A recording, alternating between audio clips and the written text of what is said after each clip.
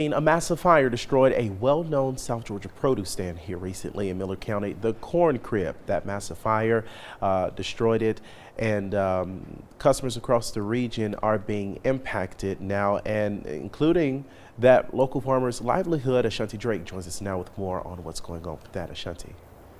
Yeah, Quinlan, just like you said, the massive fire, it affects people across 14 states, and that's according to the owner. And now the community is now rallying behind her, and they're stepping up during the fire. But it actually started before the fire. Take a look at this video. You can see the flames and heavy smoke that's lighting up the night from that fire that's tearing through the barn that housed the corn crib. And we're hearing from the Good Samaritans today who saw the smoke. Then they turned around, they jumped into action, and then they started helping. Now here's one of the cool things about this. One of the Good Samaritans is actually a firefighter himself, so it was like second nature for him to jump in. Now it started as a very normal drive until Marvin Thomas Jr. noticed something that he could not ignore, which was heavy smoke coming from a building off of this road. Now he says that he was traveling through the area when he saw that smoke, and he didn't even take a second guess. He just decided to pull over and hop into the firefighter, which is Mr. Garcia, Chris Garcia, who's his friend. He just hopped into his truck, and then they went ahead and drove to this building.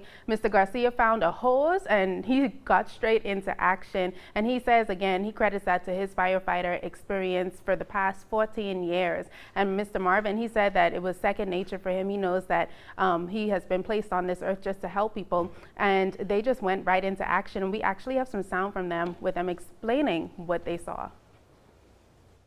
Like if somebody had just started burning like trees or something like that, we got out and, you know, I was looking for a garden hose or something like that.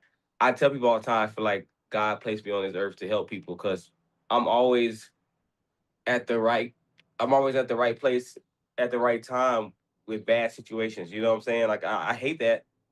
I hate that I'm always running up on.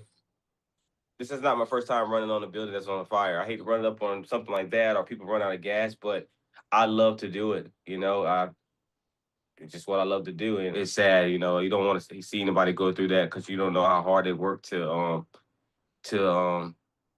get to where they are. And then I read a few of the comments. They were saying that they're about to get ready to open up the next day. Like it was new, and also it sucks.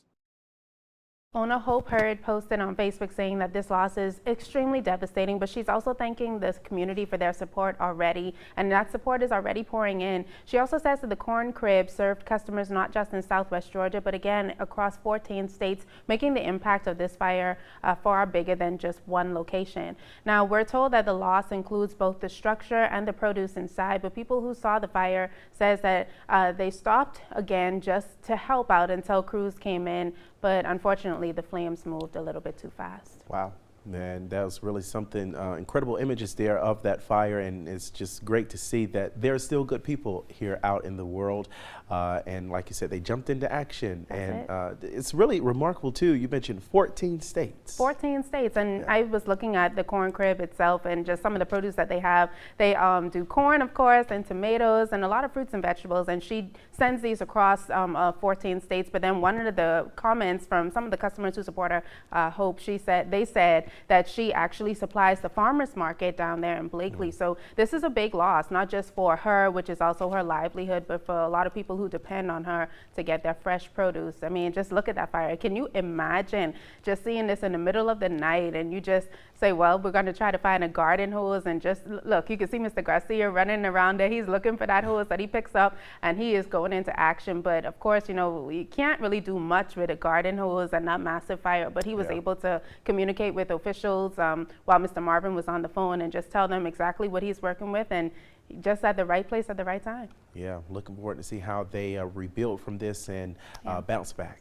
Ashanti, looking forward to that. Full story coming up later today. Thank you. Thank you.